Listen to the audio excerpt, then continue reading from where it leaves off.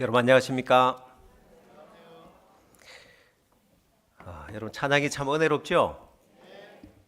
오늘 저녁에는 또 더 특별한 찬양이 준비되어 있습니다. 그냥 찬양만 하는 것이 아니라 부활절 칸타타라고 해서 연극도 하고 노래도 하고 여러분 부산에 오니까 참 좋은 게 있습니다. 왜냐하면 서울에서 그라시아스 합창단이 공연을 하면 아주 비싸게 받거든요. KBS 홀에서도 하고 세종문화회관에서도 공연을 하고 하는데 여러분 이 한 번 공연하면 티켓 값이 10만 원, KBS 홀에서는 12만 원 하는데 부산에 오니까 공짜더라고요 보니까. 여러분 오늘 저녁에 꼭 오셔야 되겠죠?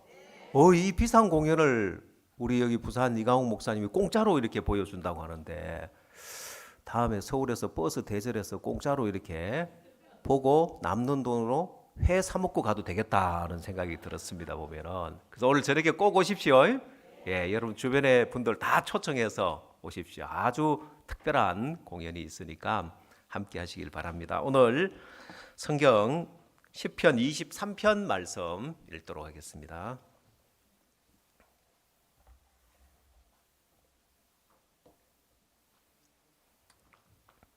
1절 말씀부터 제가 읽도록 하겠습니다.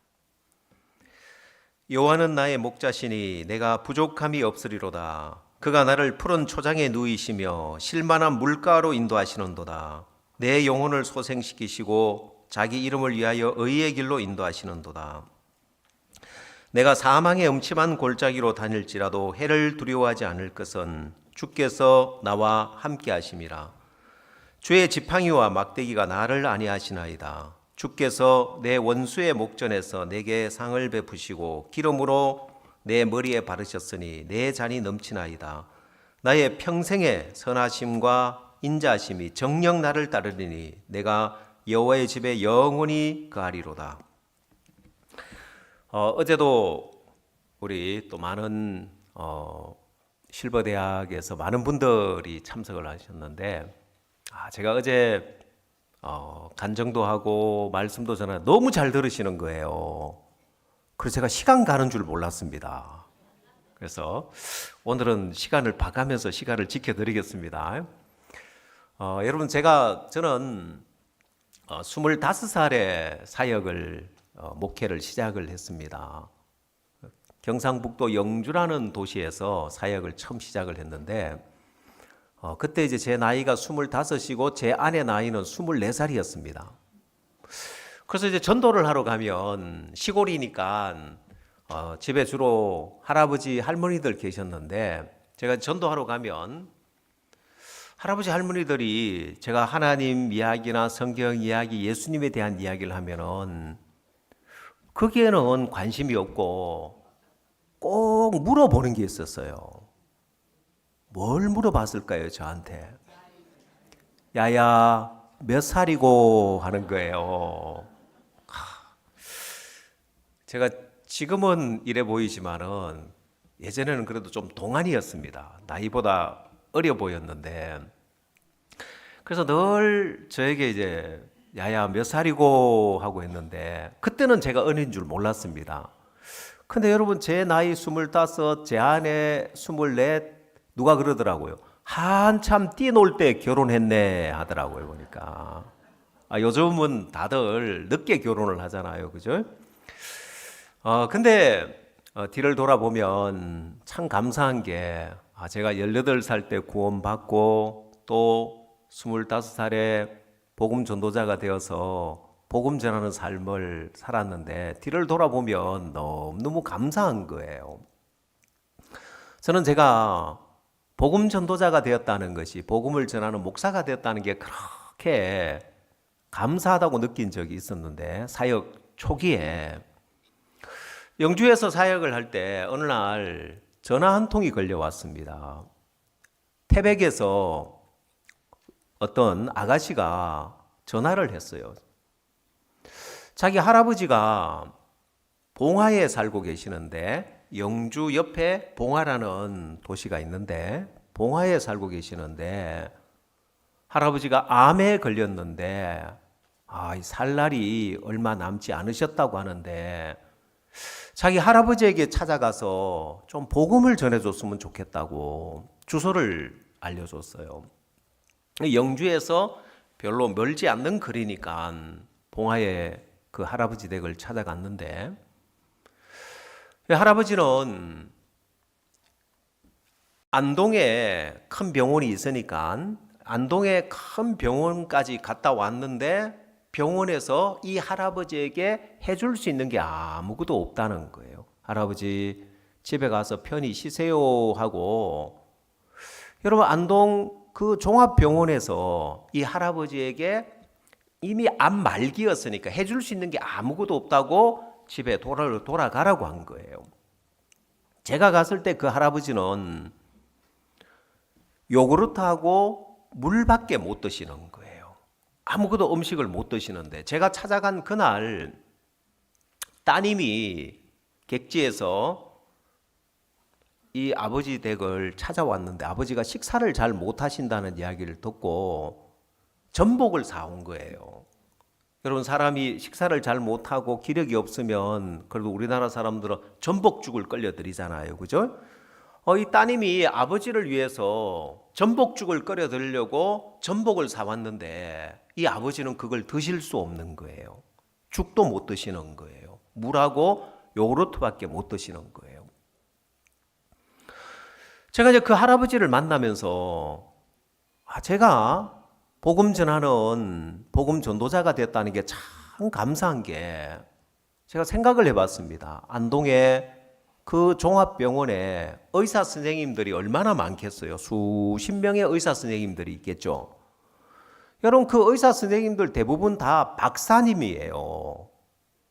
여러분 의학 공부를 하고 전문의가 되고 박사가 되고 한두 명이 아니라 수십 명의 의사들이 그 병원에 있지만은 그분들이 이 할아버지를 위해서 해줄 수 있는 게 아무것도 없는 거예요. 사랑하는 따님이 왔지만은 이 딸도 아버지를 위해서 해줄 수 있는 게 아무것도 없는 거예요. 그러나 나는 할아버지에게 해줄 수 있는 게 있는 거예요. 이 할아버지에게 어떻게 천국에 가는지, 우리 마음의 죄를 어떻게 씻고 천국 가는지 이 복음을 전해줄 수 있는 거예요. 그래서 제가 할아버지에게 물었습니다. 할아버지, 살 날이 얼마 남지 않았다는 거 아십니까? 예, 할아버지도 알죠. 왜? 본인이 식사도 못하고 물하고 요구르트밖에 못 드시고 또 안동병원에 대학병원에 안동의 종합병원까지 갔지만은 병원에서 해줄 수 있는 게 있다고요, 없다고요? 해줄 수 있는 게 아무것도 없고 그냥 집에 돌려보냈으니까. 이 할아버지도 살 날이 얼마 남지 않았다는 거 압니까? 하니까 예, 압니다. 그러고 할아버지에게 할아버지 그러면 죽어서 좋은 데 가셔야죠. 천국 가셔야죠. 할아버지 이야기하시기를 가고야 싶지만 먼 공로가 있어야 가지요. 이 할아버지가 천국에 가고 싶지만은 공로가 있어야 가지 잘한 게 아무것도 없다는 거예요. 왜? 자기 70평생 교회 한 번 나가본 적이 없다는 거예요. 자기 마을에도 교회가 있지만은 지금은 교회에 갈 수 없는 몸이 된 거예요.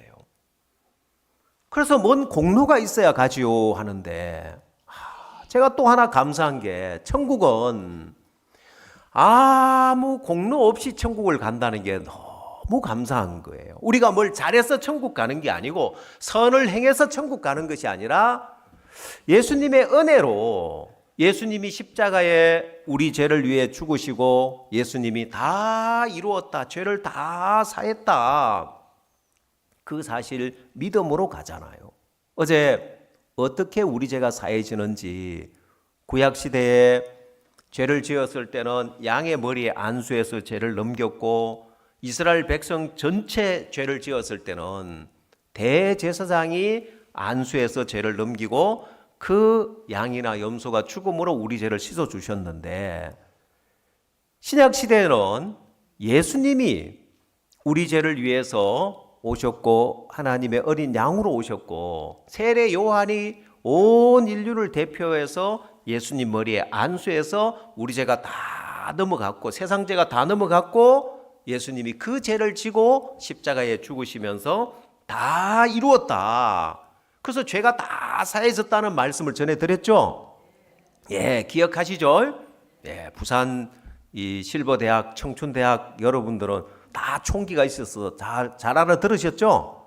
예, 어제 너무너무 잘 들으셔가지고 제가 이 마인드 강연을 하면서 듣는 수준, 경청하는 수준이 그 사람의 수준이라고 이야기하는데, 어제 여러분들이 얼마나 말씀을 잘 들으셨는지, 제가 다녀본 곳 가운데 실버대학에 정말 이렇게 수준이 높아서 제가 어제 막 시간 가는 줄 모르고 이야기를 했는데, 오늘은 시간 가는가 안 가는가 봐가면서 하겠습니다. 예. 그래서 그 할아버지에게, 할아버지 아무 공로가 없어도 천국에 갈 수 있습니다. 예수님이 십자가에 못 박혀 죽으실 때 양쪽에 강도가 있었습니다. 여러분, 십자가는 사형틀입니다. 사형틀. 그 당시에는 큰 죄를 지으면 사형을 시킬 때 십자가에 못을 박아 죽였어요. 예수님만 십자가에 못 박혀 죽은 것이 아니라 그 당시 강도들이나 살인범들이나 큰 죄를 지은 사람들이 십자가에 못 박혀 사형을 받았습니다.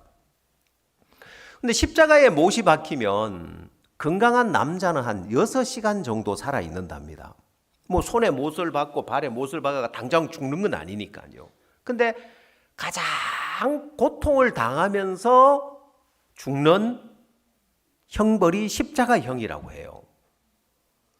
그래서 예수님이 십자가에 못 박혀 죽어 있을 때 양편에 강도가 있었는데, 한편 강도는 예수님을 비난했어요.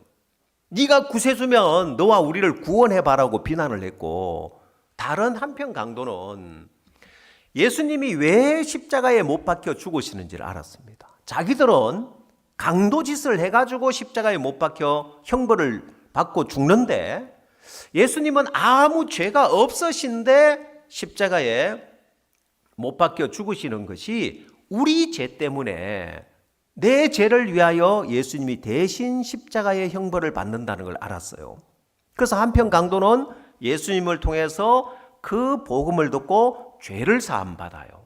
그리고 예수님 앞에 예수님께 부탁을 하는데, 당신의 나라에 임하실 때 나를 기억해 달라고 하니까 예수님이 네가 오늘 나와 함께 낙원에 이르리라, 천국에 간다는 거예요. 그러면 여러분, 한편 강도가 양손이 못이 박히고 양발이 못이 박혔는데 할 수 있는 게 뭐가 있을까요?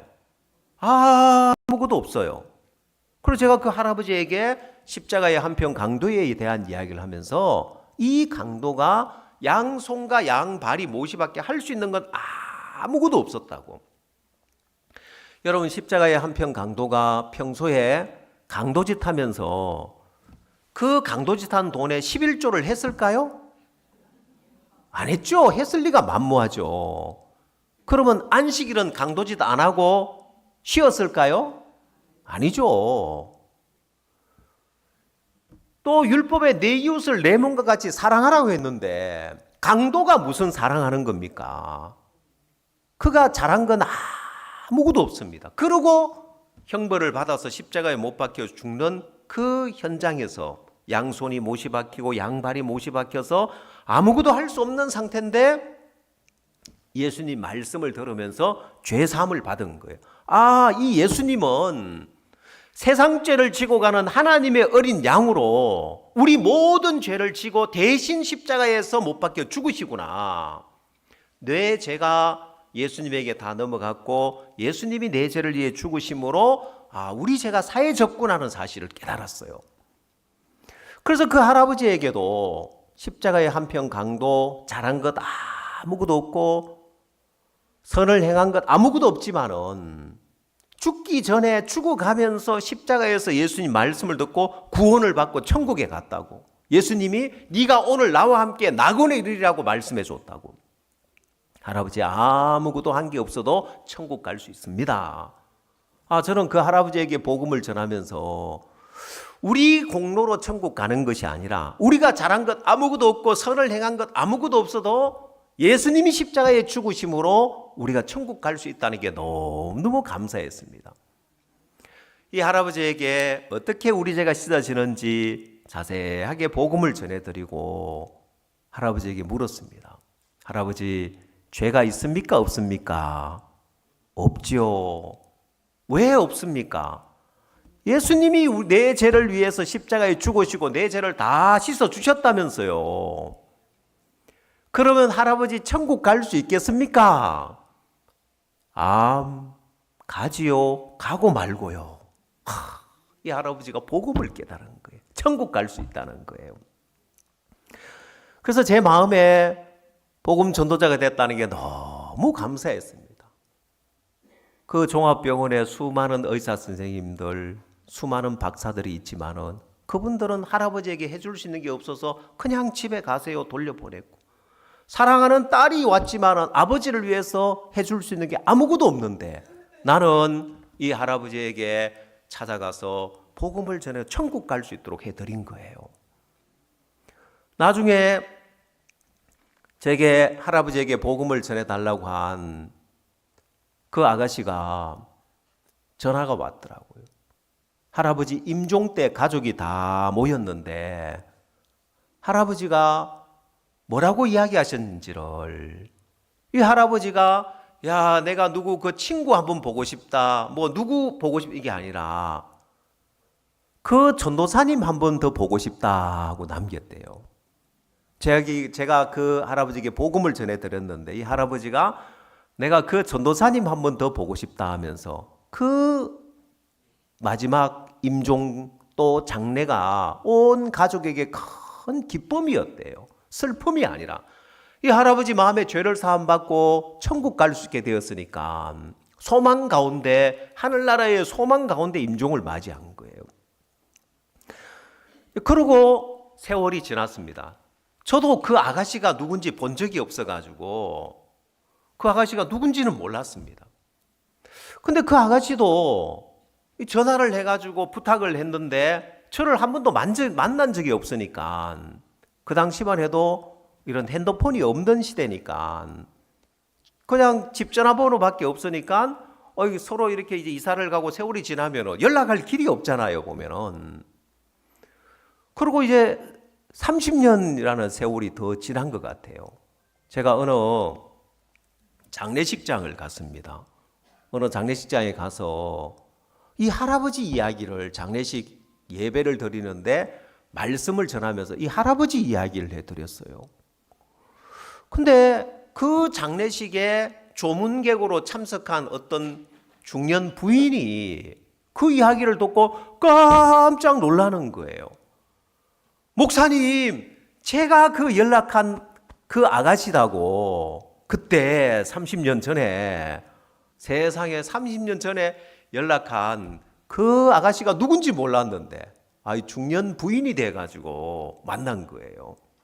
그래서 그 장례식 소식을 자세히 전해주는데 장례식이 잔치 분위기였다. 할아버지가 천국 갈 수 있는 소망을 가지고 장례 임종을 맞이하셨고 장례식이 너무 은혜롭고 좋았다고. 저도 그 연락한 분이 누군지 몰랐는데 30년 만에 만났습니다. 여러분, 제가 복음 전도자가 됐다는 게 감사한 게, 어느 누구든지 그 마음에 지금까지 어떤 삶을 살았든지 이 죄사함의 복음을 들으면 다 죄를 사함받고 천국 갈 수 있는, 감사하고, 어제는 또 여러분 실버대학에 오시는 여러분들에게 복음을 전할 수 참 감사했는데, 오늘은 여러분 노년의 삶이 행복해지려면, 물론 여기 있는 우리 젊은이들도 마찬가지입니다. 누구나 인생을 살면서 행복해지려면 이 마음의 세계에서 알아야 될 중요한 부분이 있는데, 여러분 인생을 살면서 사람들은 세 부류로 나뉘어지는데 여러분은 어느 부류에 속하는지 한번 보십시오. 인생을 살아오셨는데, 자, 성경에 시편 90편에 보면은 대부분의 인생이 이렇게 이런 삶에 속해 있는데 여러분은 어떠한지 한번 보십시오. 시편 90편 10절 말씀에 보면 우리의 연수가 70이요 강건함은 80이라도 그 연수의 자랑은 수고와 슬픔뿐이요 신속히 가니 우리가 날아가나이다. 자, 이 말씀을 가만히 생각해 보니까 여러분 인생하고 비슷합니까? 예. 여러분 언제 여러분 연세가 금방 70이 되고 금방 80이 됐죠? 젊었을 때 엊그제 같죠? 올해도 그렇잖아요. 2026년 새해가 된 지 얼마 안 된 것 같은데 벌써 4월 달이 됐어요. 4월 달이 지나고 나면은 올해도 절반 아니죠. 3분의 1이 지나가 버린 거예요. 물론 금방 또 절반이 지나가겠죠. 세월 참 잘 가지요, 그죠? 신속히 가니 우리가 날아가나이다. 언제 인생이 이렇게 지났는지 금방 세월이 이렇게 지냈는데, 그래서 뒤를 돌아보면은 자랑이 뭐라고요? 인생의 자랑이 수고와 슬픔뿐이라는 거예요. 그래서 여러분들이 모여서 이야기하다 보면 옛날 가난한 시절, 보릿고개 시절, 어려운 시절 이야기하다 보면은 뭘 자랑해요? 그 고생한 건 아무것도 아니다고. 나는 얼마나 더 고생한 줄 아냐. 그 뭘 자랑해요? 서로 고생한 거 자랑하는 거예요. 그게 이 첫 번째 인생인 거예요. 인생의 뒤를 돌아보면 수고와 슬픔뿐인 거예요. 그러면 인생에 별 다른 수고 안 하고 고생 안 하고 편하게 살아온 사람이 있어요. 또 여러분 별 인생에 수고 안 하고 고생 안 하고 편하게 살아온 사람은 어떤 이야기를 하냐면은 전도서라는 성경에 보면은 이 이야기를 합니다. 전도서 1장에 보면 2절 말씀을 보면은 두 번째 이제 삶은 이 삶이에요. 두 번째 삶은 전도자가 가로되 헛되고 헛되며 헛되고 헛되니 모든 것이 헛되도다. 이게 두 번째 삶인 거예요. 인생의 연수가 70이요 강건하면 80이라도 그 연수의 자랑은 수고와 슬픔뿐이고, 근데 별 수고 안 하고 고생 안 하고 편하게 살아온 삶은 기쁘고 행복하고 즐겁냐? 아니 허무하다는 거예요. 가장 부귀영화를 누린 솔로몬이라는 사람이, 이 솔로몬은 어떤 삶을 살았냐면 내 눈이 원하는 걸 금하지 아니했고 내 마음이 즐거워하는 걸 막지 아니했다. 하고 싶은 대로 다 하고 살았다는 거예요. 왕이었지, 지혜도 가장 뛰어났지, 부귀영화를 누리면서 하고 싶은 거 다 하고 살았는데 내 인생이 너무 즐겁고 행복하다고 했습니까? 뭐라고 했다고요? 여러분 이 짧은 구절에 헛되다는 말이 몇 번 나와요? 1장 2절에 한번 헤아려 보십시오. 전도자가 가로되 헛되고 헛되며 헛되고 헛되니 모든 것이 헛되도다. 아니 이 짧은 한 문장 안에 헛되다는 말이 몇 번 나와요? 5번이나 나오잖아요. 얼마나 헛되면 헛되고 헛되며 헛되고 헛되니 모든 것이 헛되다. 허무함밖에 없는 거예요. 그래서 이 세상에 사는 모든 사람들의 삶이 아이고 저 사람은 전생에 나라를 구원했나, 어떻게 저렇게 복이 많나, 그런 사람들 부러워할 때 있죠, 그죠? 그러나 부러워할 거 하나도 없어요. 그 사람의 마음에 가면은 헛되고 헛되며 헛되고 헛되니 모든 것 허무함밖에 없어요. 그러면 고생하고 산 사람은요, 예? 인생의 자랑이 뭐라고요? 수고와 슬픔뿐이라는 거예요. 그러면 어떻게 살란 말이냐 이제.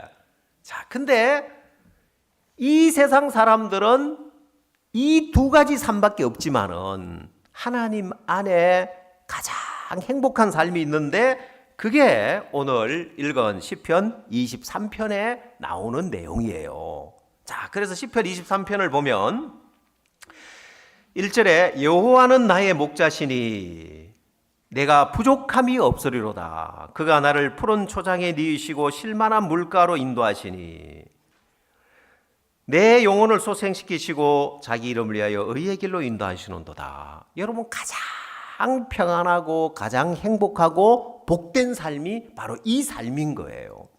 자, 그래서 오늘 제가 여러분들에게 이제 노년에 어떻게 하면 가장 행복하게 살 수 있는가를 알려드리려고 해요. 그래서 오늘 특별하게 제가 우리 사회자 목사님이 저를 자꾸 사이버 대학교의 교수였다고 자꾸 이렇게 소개를 해 주시더라고요. 그러면 저도 대학 교수였고 여러분도 대학에 다니고 있잖아요. 청춘대학에, 그죠? 그러면 좀 맛이라도 보여줘야지 맨날 대학이라 하면서 그냥 있으면 안 되겠죠, 그죠? 그래서 제가 대학에서 강의하는 걸 여러분들에게 특별히 여러분들에게 그 중에 핵심적인 것, 노년에 어떻게 하면 행복하게 살 수 있는지를 강의를 좀 해드리겠습니다. 괜찮죠? 예. 그래서 이것만 여러분들이 딱 터득을 하면은 행복하게 살 수 있는데, 노년의 삶을 행복하게 살기 위해서 필요한 게 있는데, 그래서 제가 오늘 대학에서 강의하는 자료를 여러분들에게 좀 보여드릴 겁니다. 띄워주십시오. 자, 여러분 여기 가장 핵심적인 걸 지금 골라왔어요. 제목을 보면은 뭐라고 되어 있습니까? 오름이 불러오는 불행이라고 나오죠. 예. 자, 여러분 그 오름이 불러오는 불행, 이 노년이 행복해지려면은 여러분 마음에 이 나이가 들어 자꾸 오름이 많이 생겨요. 그리고 여러분들이 나는 다 자식들 위해서 다 저 잘 되라고 이야기했는데, 근데 나중에 가보면 뭐예요? 자식들하고 사이가 안 좋아지죠? 예, 그게 왜 그러냐면 다 옳은 소리 했지 여러분들이 그런 소리 했냐는 거예요. 다 지 잘 되라고 이야기했고 다 자식들 잘 되라고 한 이야기였지. 근데 안 그래요. 이 오름을 버릴 줄 알아야 되는데, 오름이 불러오는 불행이 있는데, 이 오름이라는 것은 항상 이 가면을 보면은 흰색 가면과 검은색 가면이 있죠. 이 오름에는 항상 양면성이 있어요. 한쪽으로 옳지 양쪽 다 오를 수가 없어요. 그래서 우리 인간에게 있는 오름은 절대적으로 옳은 건 하나도 없어요. 한쪽으로 한편으로 옳지 다른 한편은 잘못되어 있다는 거예요. 자, 그래서 그다음 이 오름이 이제 불러오는 이 부작용인데, 네 가지 부작용이 있어요. 여러분 마음에 오름이 자리를 잡으면은 네 가지 부작용이 일어나는데, 첫 번째, 두 번째, 세 번째, 네 번째, 네 가지가 있죠. 예. 그러면 이제 첫 번째, 오름은 사고력을 방해한다. 내가 옳다는 생각을 딱 가지면은 사고를 방해해 가지고 깊이 생각 못하고 1차적인 생각만 하는 거예요. 아니, 지 잘 되라고 내가 이야기했지. 그렇죠? 그리고 여러분 주변에서 노인정에서도 뭐예요? 다 바른 소리 했지. 여러분들이 엉뚱한 소리 한 거 아니란 말이에요. 근데 옳다는 생각이 딱 자리를 잡으면은 1차적으로밖에 생각을 못해요. 사고가 깊어지질 않아요. 그래서 복합적인 사고를 못하는데, 이 초나라에 장왕이라는 왕이 있었습니다. 이 장왕이 왕이 되고 난 이후에 포고문을 발표를 붙였는데, 왕에게 직언을 하는 바른 소리를 하면은 사형에 처한다고 했어요. 그러니까 누가 왕한테 바른 소리를 할까요? 못하죠. 그러고는 직언을 행하는 사형에 처한다고 하고는 3년 동안 주색에 빠져가지고 정치는 안 하고 내 술 마시고 잔치하고 노는 거예요. 근데 신하들이 왕이시여 그래도 국정을 돌보시고 백성을 돌보셔야 되지 않겠습니까? 그 소리 한다고요? 못한다고? 못해요. 왜요? 사형에 처한다고 하는데 누가 그걸 할 수 있겠어요? 아무도 말 못하는 거예요. 자, 그러다가 그 신하 가운데 오그라는 충신이 있어요. 충성스러운 신하가 있었어요. 이 충성스러운 신하가 수수께끼를 냈어요. 3년 동안 날지도 않고 울지도 않는 새가 있는데 이 새가 무슨 새입니까? 하고 수수께끼를 냈어요. 3년 동안 울지도 않고 날지도 않고 있는데 이 새가 무슨 새냐 말은 왕이 왜 국정도 안 돌보고 백성도 안 돌보고 그렇게 사냐 이걸 갖다가 지근을 한번 죽인다고 하니까 수수께끼를 냈어요. 그 왕이 지보고 하는 소리 하는 거 알아들었을까요? 못 알아들었을까요? 알아들었어. 그러고 왕이 뭐라고 했냐면은 3년 동안 날지 않았지만은 하늘을 치솟아 날면 하늘을 치솟아 오르고 3년 동안 울지 않았지만은 한 번 울면 사람들을 놀라게 할 거라고 했어요. 아, 그래서 오거가 기뻤어요. 아이고, 왕이 내 말을 알아들었구나. 그러면 이제 주색에 빠져있던 삶을 끝내고 국정을 돌볼 줄 아는데 웬걸 계속 이렇게 주색에 빠져 있는 거예요. 그걸 또 보다 못해가 또 충성스러운 신하가 하나 있었는데 소종이라는 충성스러운 신하가 있었어요. 소종이라는 충성 신하가 이제는 죽을 각오를 하고 왕에게 왕이 어찌하여 국정은 돌보지 않고 백성은 돌보지 않고 주색에 빠져 있냐고 직언을 했어요. 그러니까 왕이 야 이놈아 포고문을 못 받느냐 한 거예요. 직언을 하면 어떻게 된다고요? 사형에 처한다는 거예요. 근데 이 소종은 받다는 거예요. 그러나 왕이 백성들을 살피고 나라를 굳건히 한다. 나는 죽어도 상관이 없다고 죽을 각오를 하고 충성스럽게 이야기를 한 거예요. 그 왕이 그 이야기를 딱 듣고는 주색을 사는 삶을 딱 청산하고 나라를 돌보는 거예요. 일부러 3년 동안 그래 했던 거예요. 왜? 충성스러운 신하가 누군지 그때 간신이 많아가지고 다 간신배가 간신하고 충성스러운 신하를 구분 못해가지고 3년 동안 그렇게 산 거예요. 그래서 간신들을 처단하고 왕이 시여 하고 막 주색에 빠져 있는데 예 하면서 막 간신배들은 다 처단하고 이 오거와 소정을 높은 자리에 올려가지고 나라를 잘 돌봤다는 거예요. 잘했죠? 그래서 예 뭐 박수까지 칠 건 없는데 감사합니다 보면은요. 자 그래서 이 장왕은 사고를 깊이 해서 이 나라를 잘 이끈 왕인데 아마 여러분들이 전령지혜라 해가지고 각건을 끊으라 하는 이야기는 들어봤을 거예요. 이 이야기는 아시죠? 똑같은 왕이에요. 바로 이 각건을 끊으라고 한 왕하고 같은 왕인데 신하 중에 잔치를 보내는데 왕의 애첩이 있는데 허희라는 애첩이 있는데 너무 이뻐가지고 바람이 불어가지고 촛불이 꺼진 틈에 그 볼에다 입맞춤을 한 거예요. 그래가지고 그 애첩이 그 신하의 각근을 딱 끊으면서 왕이시여 누가 내 볼에 입맞춤을 했는데 내가 그의 각근을 끊어 당장 불을 켜서 그를 처단하라고 하니까 이 왕은 어떻다고요? 오름에 사로잡혀 있는 거야. 무엇이 누가 내 애첩을 건드렸단 말이냐 당장 처단하라가 아니라 이 왕은 오름을 버리니까 깊이 사고를 하면서 이 기쁜 잔칫날 다 충성스러운 신하들이 모였는데 그를 처단해서 되겠냐 하면서 잠깐 불을 켜지 마라. 그리고 전부 다 각건을 끊어 던져라 한 거예요. 그죠? 불을 켜니까 누군지를 알 수 있어요, 없어요? 없죠. 그래서 그 신하를 살려줬단 말이에요. 잘했지요, 그죠? 근데 그 뒤에 3년 뒤에 진나라에서 쳐들어와 가지고 왕이 죽을 뻔했는데 어떤 장군이 목숨을 걸고 싸워서 왕을 구해준 거예요.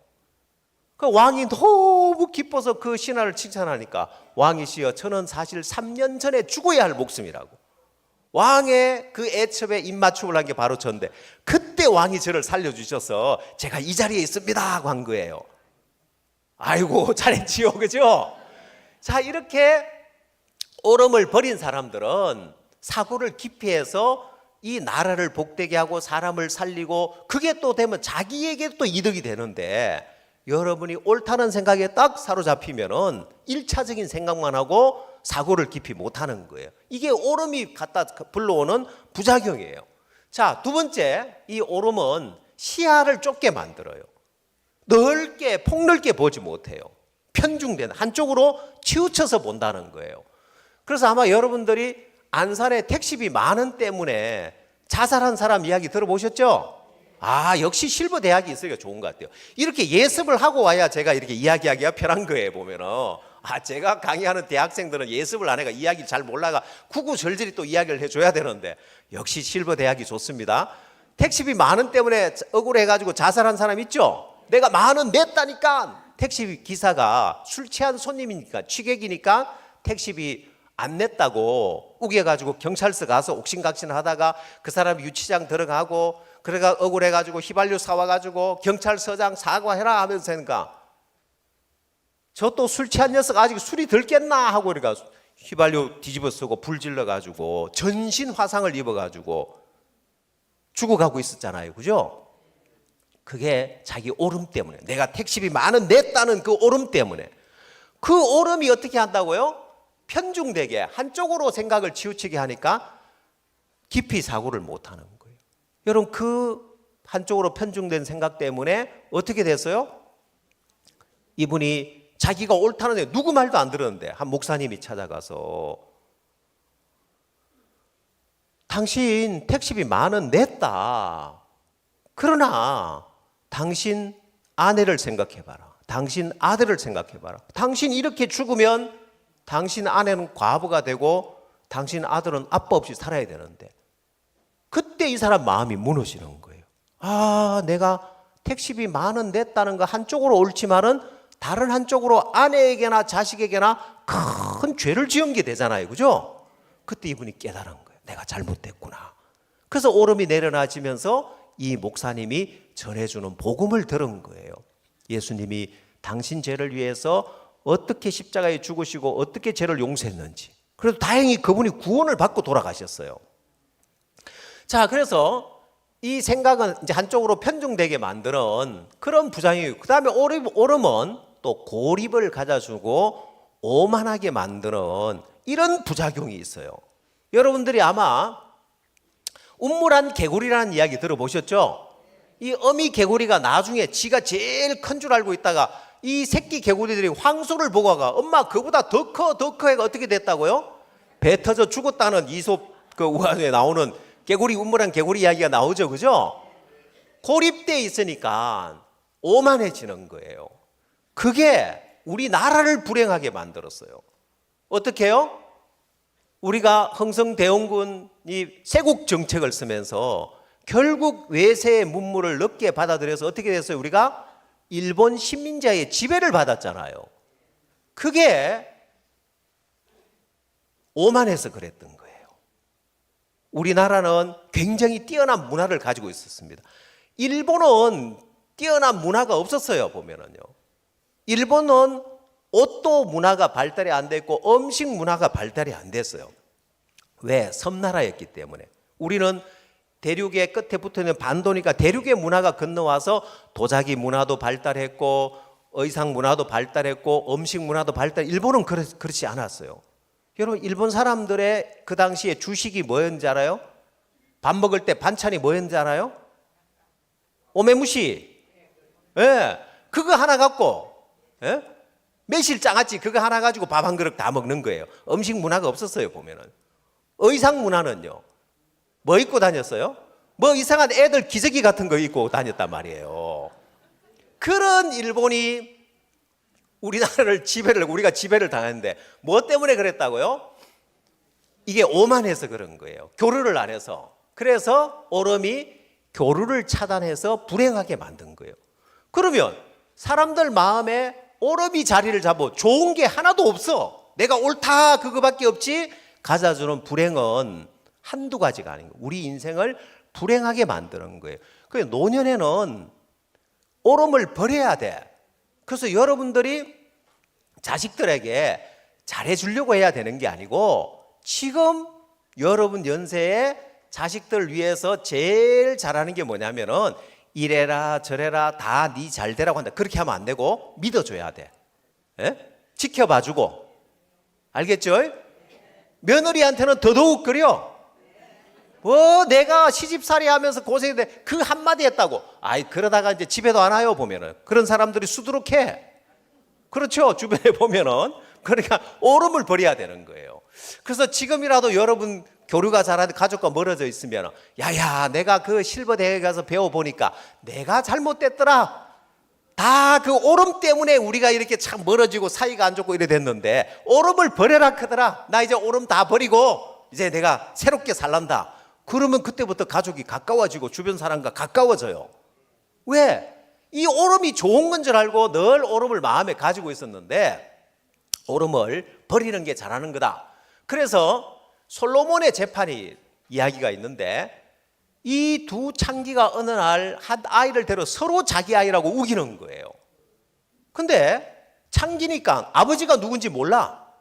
사실은 한 아이의 엄마가 밤에 아이를 깔아 뭉개가 죽였어. 그러고는 바꿔치기를 한 거예요. 그래서 산 게 내 아들이고 죽은 게 네 아들이다. 아니 죽은 게 네 아들이고 산 게 내 아들 둘이 싸우는데 아버지가 없으니까 이걸 판결을 할 수 있어야지. 아무도 판결을 못하고 이제 왕 앞에까지 재판을 받으러 온 거예요. 그래서 솔로몬 왕이 지혜로운 왕이었기 때문에 야 그러면 칼을 가져와라. 네 것도 말고 제 것도 말고 반으로 나누라 하고 한 거예요. 그러니까 가짜 엄마는 좋다 그렇게 하라고 하는 거예요. 진짜 엄마는요. 진짜 엄마는 아니라고. 그 아이를 죽이지 말라고. 저 여자에게 주라고. 내가 거짓말했다고. 이 아이를 저 여자에게 주라고. 여러분 이 진짜 엄마가 저 아이가 내 아이라고 끝까지 우기면 아이는 죽어요. 그래서 뭘 해야 돼요? 아이를 살리려면 오름을 버려야 되는 거예요. 자기가 진짜 엄마가 맞지만은 오름을 버려야 되는 거예요. 그 오름을 버리면 어떻게 돼요? 자기는 거짓말한 사람이고 아이를 미련하게 깔아뭉개가 죽인 미련한 여자고 왕에게까지 거짓말했으니까 재판을 받아 처벌을 받을 수 있단 말이에요. 그러나 생명을 위하여 오름을 버린 거예요.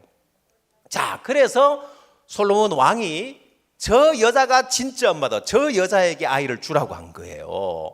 이게 이제 솔로몬의 재판인데 솔로몬의 그 지혜로운 재판보다도 더 놀라운 게 뭐냐면은 바로 생명을 위하여 오름을 버리는 거예요. 사람들은 오름을 주장하는 이게 좋은 건 줄 알지만은 이 오름에 뭐가 따라온다고요? 많은 부작용이 따라와. 좋은 게 하나도 없어. 그래서 이 오름은 무조건 버려야 좋은 거구나. 이렇게 생각하셔야 되는 거예요. 그래야 행복하게 살 수 있는 거예요. 노년에 행복하려면 어떻게 해야 된다고요? 오름을 버려라. 자, 그래서 하나님은 우리 인간에게 이 오름을 버리게 하려고 성경을 통해서 우리 인간들 가운데 됐습니다. PPT 내려주셔도 됩니다. 우리 인간들 가운데 옳은 사람이 아무도 없다는 거예요. 그게 의인은 없나니 하나도 없도다 하고 있는데 옳은 자가 없다. 인간들 가운데서는 옳은 사람이 아무도 없다. 자, 그래서 행복한 사람은 자기의 옳음을 버리고 하나님의 옳음을 받아들이는 거예요. 그래서 이 말이 무슨 말이냐면은 내가 선하게 살고 내가 하나님 말씀대로 살고 내가 죄 안 지으려고 사는 건 자꾸 자기 옳음을 키워나가는 거예요. 그거 말고 그거는 온전한 옳음이 없고 인간의 그 옳음은 다 더러운 옷과 같다고 했어요. 그래서 완전한 하나님의 옳음이 있는데 그건 복음에는 하나님의 의가 나타나서 믿음으로 믿음이 이르게 하는데 이르게 하나니라고 했는데 예수님이 우리 죄를 위하여 십자가에 죽으시고 우리를 의롭다고 해주신 거 그것만 참된 옳음이라는 거예요. 그래서 여러분이 내 옳음이 필요가 없구나. 내 옳음은 전부 다 부작용만 가져주고 문제만 일으키고 우리가 하나님의 의를 받아들이고 하나님의 옳음을 받아들이는 거구나. 이게 하나님이 제일 기뻐하는 거예요. 자, 여러분 시어머니를 섬기는 것하고 친정어머니를 섬기는 것하고 좀 다르지요? 예, 제가 고향이 울산이라고 했죠. 또 처가는 어디냐면은 강릉이에요. 그래서 명절이 되면은 대한민국 반바퀴를 돌아야 돼요. 그래서 울산에 왔다가 동해안을 따라서 강릉을 가기도 하고 어떤 데는 강릉부터 갔다가 동해안을 따라서 울산으로 내려오기도 하고 그 길이 멀잖아요, 그죠? 그래서 먼저 이제 제가 울산에 탁 가면은 도착하면은 이제 운전해서 갔으니까 피곤하잖아요. 그 소파에 아이고 피곤하다 하고 누웠어요. 제가 제 아내는 이렇게 앉아가지고 저를 쳐다보면서 엄청 부러워하는 거예요. 시댁에 왔으니까 벌렁 누울 수 없잖아요, 며느리가. 그 다음에 이제 또 이제 강릉을 갔는데 강릉 가니까 제 아내가 아이고 힘들다 하고 벌렁 눕는 거예요. 저는 이렇게 딱 앉아 있어야 되는 거예요. 자, 여러분, 시어머니를 섬기는 거하고 친정어머니를 섬기는 게 다른 게 친정어머니를 섬길 때는 격식이 필요가 없어. 아유, 그래도 명절인데 시댁 가는데 뭐 선물이라 하나 들고 가야지 뭘 들고 갈까 고민한 친정에 갈 때는 안 그렇더라고요. 제 아내가 까만 비닐 봉다리에 뭘 담아가지고 엄마 이거 하고 줘요. 엄마 좋아하는 거 하면서 격식이 필요가 없어. 그렇죠? 예. 친정 어머니를 섬길 때는 어떻게 섬기면 돼요? 어머니가 뭘 좋아하는지 해가지고 그 좋아하는 걸로 섬기면 되잖아요. 그렇죠? 예, 하나님을 섬기는 것도 마찬가지예요. 하나님이 뭘 좋아하시는지 알고 그대로 섬기면 되는 거예요. 자, 그걸 성경 로마서 4장에서 이야기를 하고 있는데 뭐라고 하는지 하나님 뭘 좋아하는지 한번 보십시오. 로마서 4장 4절 일하는 자에게는 그 삭슬 은혜로 여기지 아니하고 빚으로 여기거니와 이를 아니할지라도 경건치 아니한 자를 의롭다 하신 이를 믿는 자에게는 그의 믿음을 의로 여기시나니 하나님이 제일 좋아하는 게 뭔지 나와 있어요. 하나님이 제일 좋아하는 게 뭐라고요?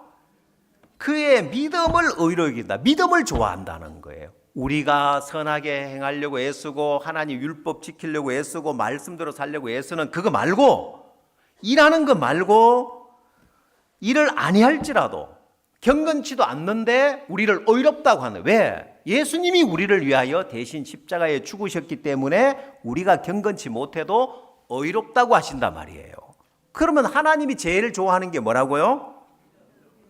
예, 일을 아니할지라도 경건치 아니한 자를 의롭다 하시는 이를 믿는 그냥 믿음이 아니고 어떤 믿음? 의롭다 하시는 하나님을 믿는 거예요. 하나님이 나를 의롭다고 하네 하는 요걸 믿는 걸 하나님이 제일 기뻐하신다 이 말이에요. 그럼 뭘로 대접해야 될까요? 하나님 나도 의롭다는 걸 믿습니다. 이게 하나님을 제일 대접을 잘하는 거예요.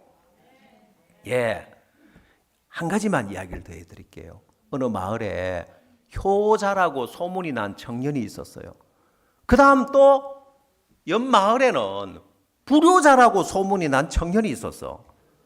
그래서 이 청년이 어느 날 어떻게 하면은 효자가 될까 싶어서 그 효자 청년을 찾아갔어.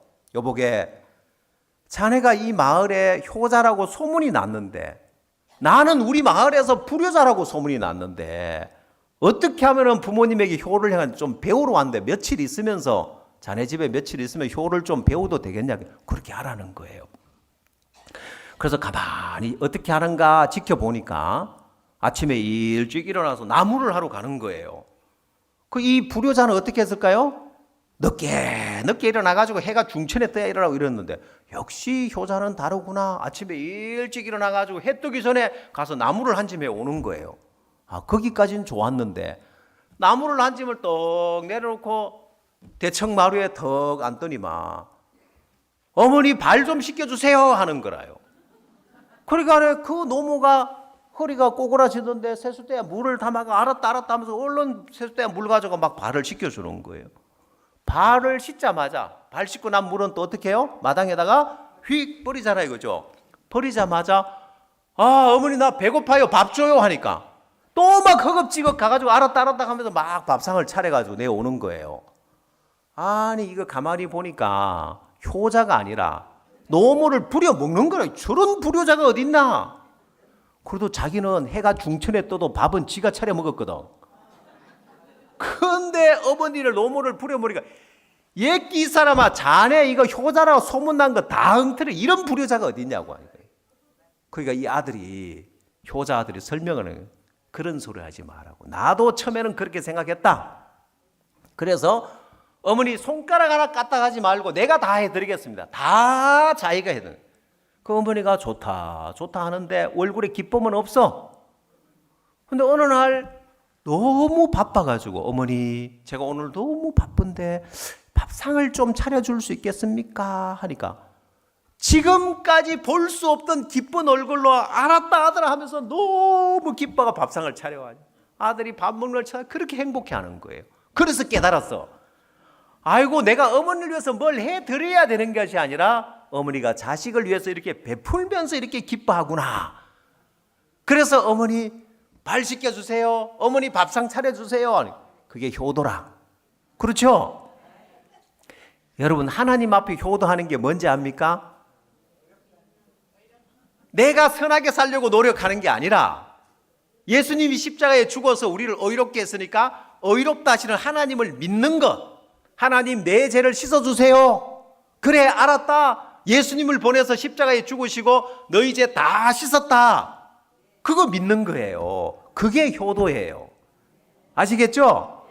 그래서 여러분이 선하게 살려고 여러분이 옳은 사람이 되려고 하지 말고 이걸 믿는 거예요. 의롭다 하시는 하나님을 믿는 거예요. 하나님이 여러분을 의롭다 하면 여러분 뭐라고 해야 돼요? 예, 하나님 맞습니다. 저 의롭게 됐습니다. 예수님 십자가에 죽어서 내 죄를 다 씻고 나도 이제 죄가 없습니다. 의롭습니다 하는 이게 효도하는 거예요. 아시겠죠? 예, 그래서 여러분 모두의 마음에 이게 하나님을 잘 섬기고 하나님께 효도하는 거구나 하고 마음에 믿음을 가지시고 그러면 시편 23편처럼 여호와는 나의 목자시니 내가 부족함이 없으리로다. 주님이 우리 삶에 필요한 모든 걸 다 공급해 주는 거예요. 정말 우리가 부족함이 없도록 행복한 삶을 살 수 있도록 해주시는데 여러분 노년의 삶이 누구보다도 행복하게 사실 수 있게 되기를 바랍니다. 아멘. 예, 오늘 시간 지켰습니다. 예, 감사합니다. 제가 기도 한번 드리고 마치겠습니다. 하나님